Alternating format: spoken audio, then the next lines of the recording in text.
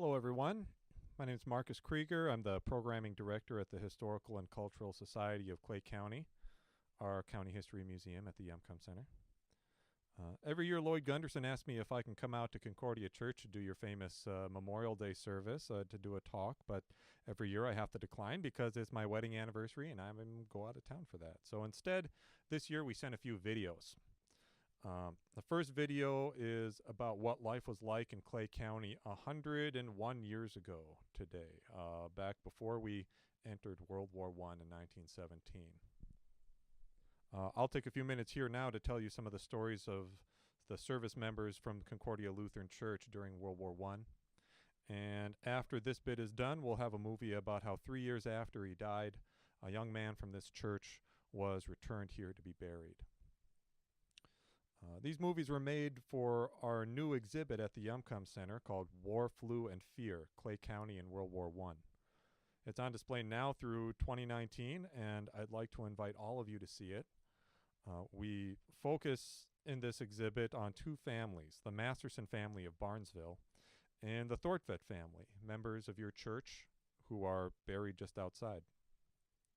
Orabel Thortvedt painted the altar painting here after the tornado destroyed the old church in the 1930s. So the names in the exhibit will be familiar to many of you, and for many of you they'll be family. I'll start with Signe Lee. So this is her. Signe Lee, who used to sit in these pews here. I've had a special interest in Signe Lee for many years now because after the war she moved to a nice little house in Moorhead with her sister Selma, and I live in that house now. So I think about her a lot, and it was fun in this exhibit to highlight her interesting experiences as a member of the Army Nurse Corps during World War I. After the war, she gave a scrapbook of her Army Nurse Corps days to the Minnesota Historical Society, and with their permission, we reproduced some of that scrapbook in the exhibit for you to see.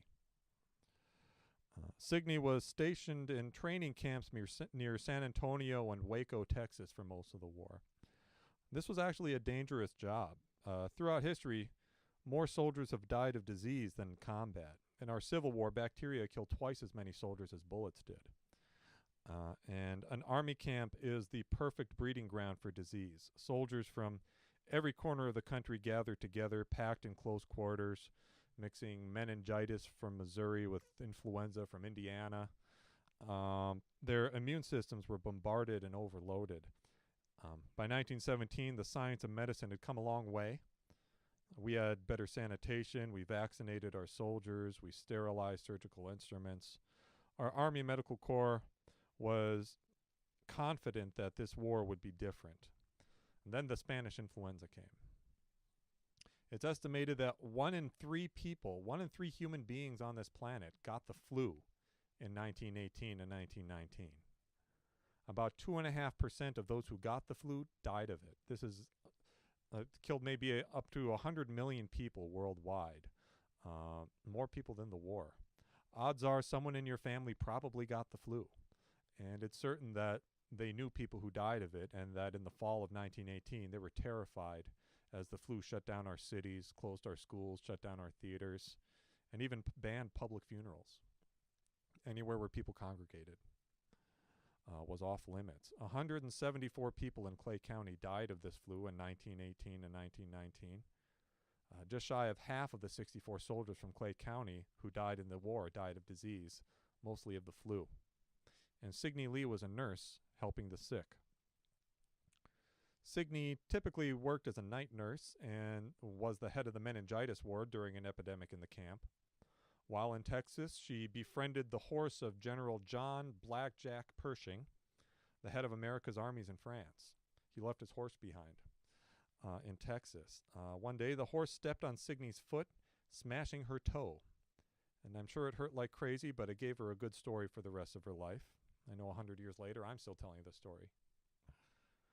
Signe was on her way to serve in France when the war ended, so instead of going to France, she was stationed in New York and became assistant chief nurse for 6 soldiers returning from France. She later helped blind and seriously injured soldiers in Hoboken, New Jersey. And while nursing 6 soldiers, she became sick herself. Her illness led to an honorable discharge from the Army and a permanent heart condition. Let's see. So the first boys from this community to go to France were Roy Gorder and Dan Christensen. This is Dan Christensen here. Dan Christensen was an educated farmer who went to school at Ockers Business College, Concordia College, and North Dakota Agricultural College, what we call now NDSU. He played both baseball and basketball in school. He was a great hunter, musically talented, loved to travel, was funny and optimistic, according to his brother. Dan went over in the summer of 1917 with the 1st Infantry Division. They were the first to go over. America planned to send 4 million more soldiers to France, but it would take time to draft the men, train them, and send them over to France. The German army knew that once those 4 million American soldiers got to France, that they'd lose the war. So they had to win the war before those Americans got there.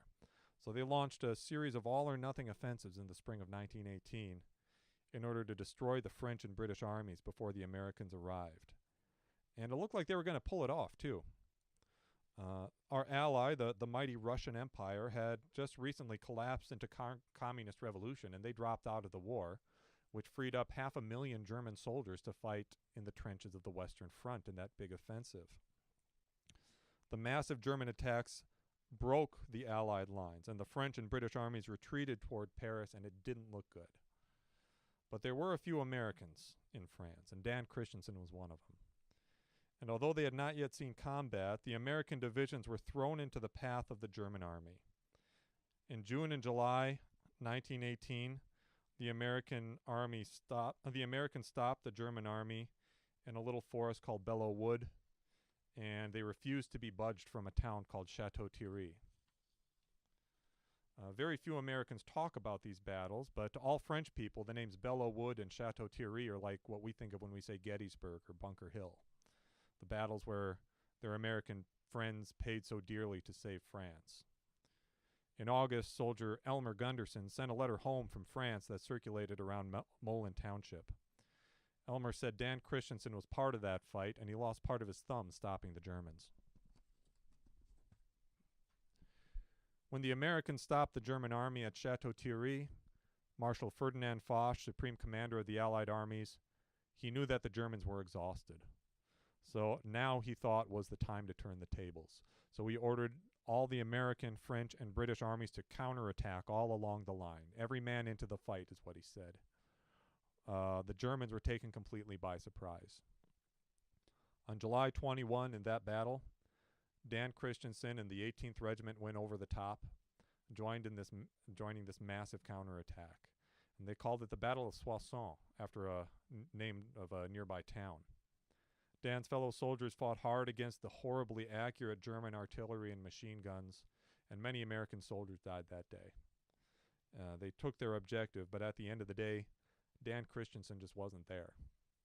And he never was found. Dan Christensen's name is inscribed on the wall of the missing in the Ain Marne American Cemetery in France.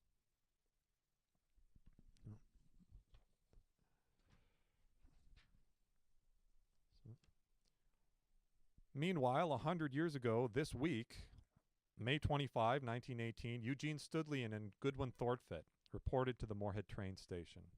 That's Goodwin. That's Eugene. They were drafted, and this was the day this batch of Clay County soldiers left for Fort Lewis, Washington. Many of us know what it's like to see a loved one leave for war, to the Pacific or to Vietnam or to Iraq. The people of this congregation went to Moorhead 100 years ago, joining a huge crowd of people there to see the boys off. Goodwin's sister Dora Thortfett wrote in her diary that day. At 4:30, she said, the drafted men come. It was an awful moment. The first one I knew was Eugene Studlian, then Goodwin. They were in the same squad. As soon as all the men were lined up, the band struck up some music. We probably took our last look at Goodwin as he passed us. He looked sad. He's had his raincoat on. I would have given anything if I could have talked to him, but the crowd was too dense. I shall never forget this day. Lots of tears were shed. All the boys were there. We all crowded up to the depot where we couldn't see a thing. As the train rolled on, the band played Over There. Cheers and tears, we watched for known faces. The first one I knew was Louis Jonk, and he was very cheerful looking and waved and cheered. Then Eugene Studlian.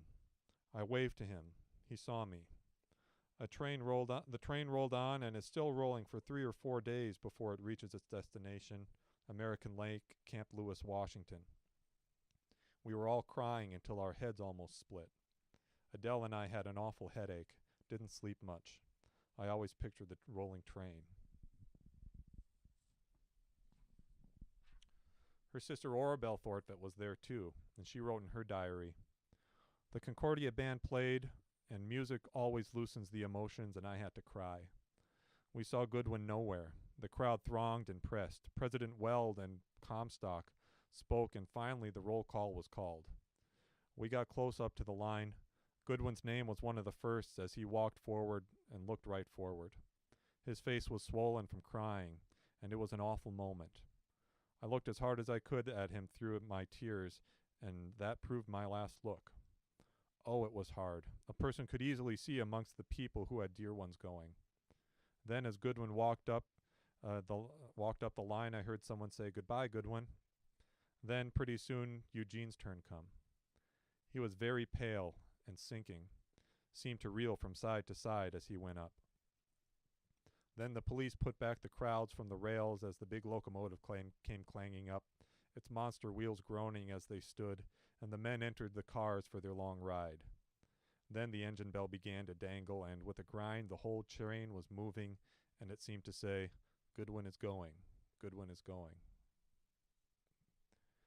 Eugene Studlian and Goodwin Thornfett were in the same unit. They stuck together. In fact, they shared the same tent in basic training. These Glyndon farm boys traveled and trained together first at Camp Lewis, Washington, then later at Camp Kearney, California. After 2 months' training, they were sent off to war. They took a train from the California-Mexico border to the East Coast. Goodwin wrote letters home as he looked at America out the window. Mostly he talked about how crummy the farmland was wherever he was at, and he asked his family how the crops were going. On August 5th, Goodwin Thornfett wrote a letter home from New York. Letters like this were circulated all around to all the neighbors. Maybe your grandparents read this letter. He said, "We was loaded on a boat in Jersey City to Long Island. Went through under all the big bridges. Went first under the Brooklyn Bridge, then all the rest. Seen the Statue of Liberty, the Woolworth Building, and all the rest of the buildings at the same time. It looks great, but it don't seem to interest me any at all. When one has seen the pictures of it once, you can imagine how it looks. Seen some fine country in Illinois, good farming country, some fine farming in Ontario, but the Red River Valley has them all beat, I think." When Goodwin and Eugene got to France, their unit was split up. The men were given to other units as replacements. Goodwin Thornfett, Eugene Studlian, and Reuben Nicklay from Barnesville were able to stay together in the same unit, the 307th Infantry Regiment. The unit was mostly New Yorkers who lost a lot of men in previous fighting, and they needed to get back up to strength for the next big offensive. That offensive was the Meuse-Argonne Offensive, the biggest offensive we've ever had. Although Americans rarely hear about it, the Meuse-Argonne Offensive is still the biggest, bloodiest battle in American history. It's bigger than D-Day, bigger than Iwo Jima, bigger than Okinawa, bigger than Gettysburg. It started September 12 and it raged until November 11th. The idea was that all along the line from the Swiss border to the English Channel, all the Allied armies would attack and not stop until Germany surrendered. When we think about World War I, we think of mud and trenches, but in this battle, this was in the forest. While the French and British soldiers tried to break the German line to the north, it was up to the Americans to take the dreaded Argonne Forest, which the Germans had been turning into a fortress for 4 years. Half the Americans who died in this war died in the final 47 days during this battle. The same for Clay County. Half the Clay County soldiers who died in this war died in the final 47 days. These dates also coincide almost exactly to the height of the influenza epidemic. On October 4th, 1918, 12 days after arriving on the front line, Goodwin, Eugene, and Reuben Nicklay advanced with their company into the Argonne Forest. After the war, Goodwin Thornfett told his sisters what happened next. Orabelle Thortvedt wrote it down in her diary. Goodwin and Eugene both looked at each other. That was the last look between them as the sergeant said, "Mr. Thortvedt, you may scout ahead." So Goodwin went on ahead, beating his way through the thick underbrush. Others were coming after him in a single file about 50 feet behind. Goodwin proceeding along, keeping a sharp eye out for snipers in the trees and other dangers. Then there was 2 Germans. They ducked, and so did Goodwin. They saw each other at the very same time. Then came the incessant patter-spatter of machine gun fire. Goodwin lay behind a fallen root. The root was not broad enough to protect the whole of Goodwin's body. Goodwin lay as flat as possible, but he had to peep over the root to see if the Germans were coming, and it was God's wonder a bullet did not happen to come along when his head happened to be above the root. Bullets whizzed past his head, burning his ears. Sand and dirt flew in his face, and then he got his, in the right elbow. His arm became numb and very painful. Goodwin began to worm his way on his stomach to the rear. He pulled himself along by the aid of his left arm. He expected to get shot any time as bullets came fast and thick. He crawled past a shell hole. There lay one of his friends, Mr. Reuben Nicolay of Barnesville. And when he saw Goodwin was wounded, he said, "Did they get you, Fat?" Eugene's nickname for Goodwin was Fat. Then Goodwin came in a shell hole where the sergeant was. The sergeant gave first aid to Goodwin's wound and also said, "There's one man who will never see the States. He got a bullet right in his forehead. Instantaneous death." Goodwin asked, "Was it Studlian?" The sergeant answered, "No, he is further up." But Goodwin had a premonition that it was Eugene and that the sergeant didn't like to tell Goodwin, and he feels to this day that it was poor Eugene. The sergeant told Goodwin to try his best to get back to the rear. By a miracle, Goodwin got through that terrible space of shot and shell.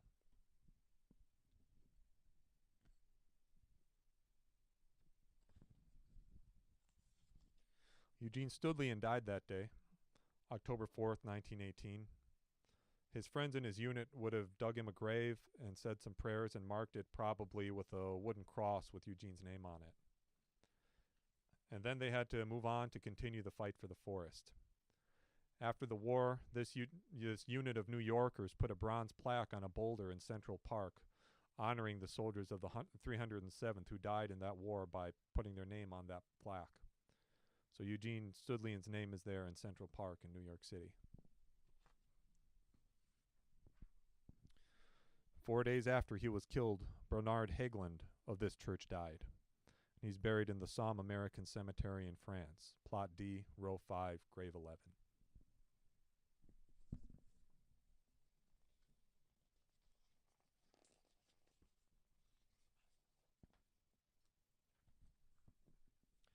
On November 1st, Melvin Hurl was wounded by a shell fragment. It was him. Melvin was a Moorhead kid, but he was well known around here.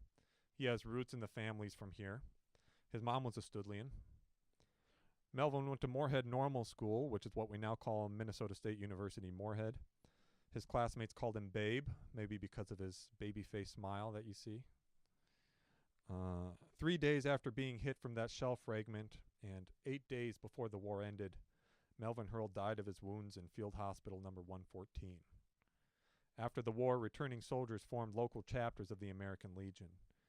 The Moorhead chapter they named after Melvin Hurl. The fighting and killing went on until November 11th when Germany asked for a ceasefire, an armistice. In all world history, there can be very few times when more people felt more joy and more relief than on November 11th, 1918. The news of the war spread like a prairie fire around the world. Word of the peace came to the U.S. at 1:45 a.m. Central Time. And within a half hour, Moorhead Mayor Nels Melvey ordered the fire siren to blow in celebration. Church bells soon joined in and rang throughout the night. Dora and Adele Thortvedt woke up hearing whistles from Moorhead 7 miles away. Everyone knew what it meant. The war was over. In France, at precisely 11 a.m., an eerie quiet fell over the trenches as the guns fell silent. It was followed by an eruption of joy as the soldiers realized they survived the war. Harold Golder from Barnesville wrote home that the best part of it was I was on the front line when the armistice was signed and could see what a blessing peace is. No more shells screaming over your head, bursting within a few feet of you, only a blissful peace over everything. We still celebrate November 11th, as we should. We call it Veterans Day instead of Armistice Day now. Spontaneous celebrations erupted everywhere on November 11th. The streets of Moorhead and Barnesville were filled with parades and cars dragging tin cans, bands played patriotic songs, and the flags of the Allied nations flew everywhere. Dora Thortvedt called the day the greatest realization of joy we have ever known. The Thortvedt sisters drove into Moorhead to join the party.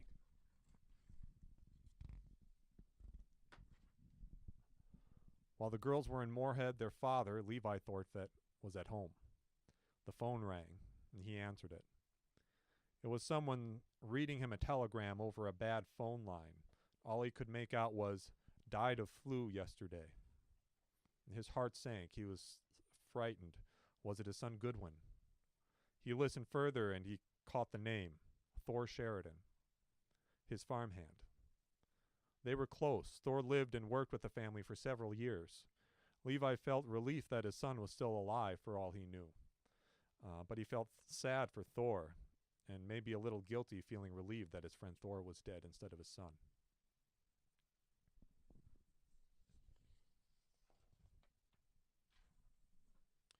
Oscar Thompson, one of the sons of Concordia Lutheran, survived 48 days in the trenches, survived the biggest, bloodiest battle in American history, was wounded by poison mustard gas in the fighting, but he survived. He rejoiced with all the other doughboys at 11 a.m. on November 11th, 1918, when the guns fell silent and the war ended. Oscar Thompson survived the fighting, but he caught the flu, and he died of pneumonia in January 1919. He's buried in Saint-Mihiel American Cemetery in France.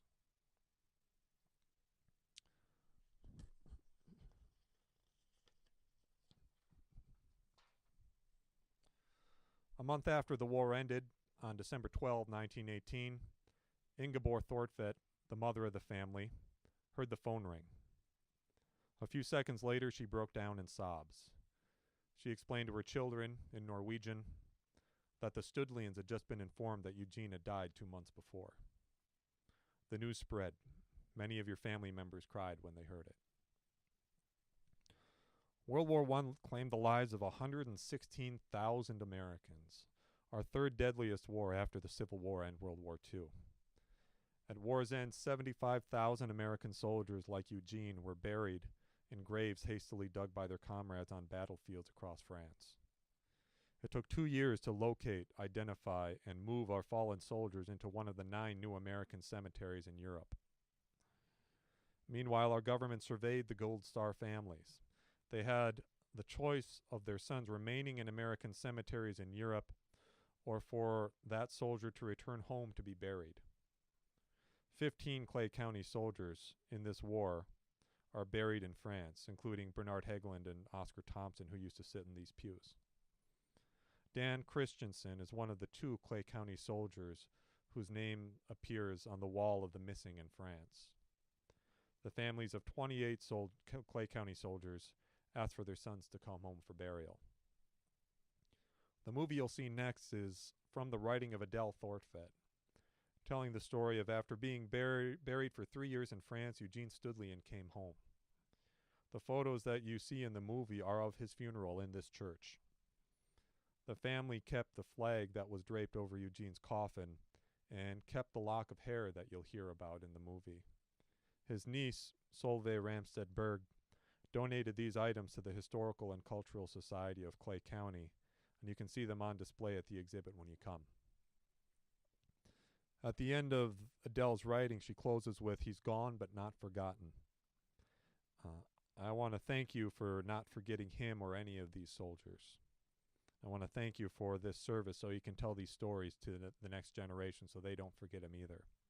And that's one of the reasons you doing this is, days like this is one of the reasons why Mullen Township and Concordia Lutheran are such special, important places to our history.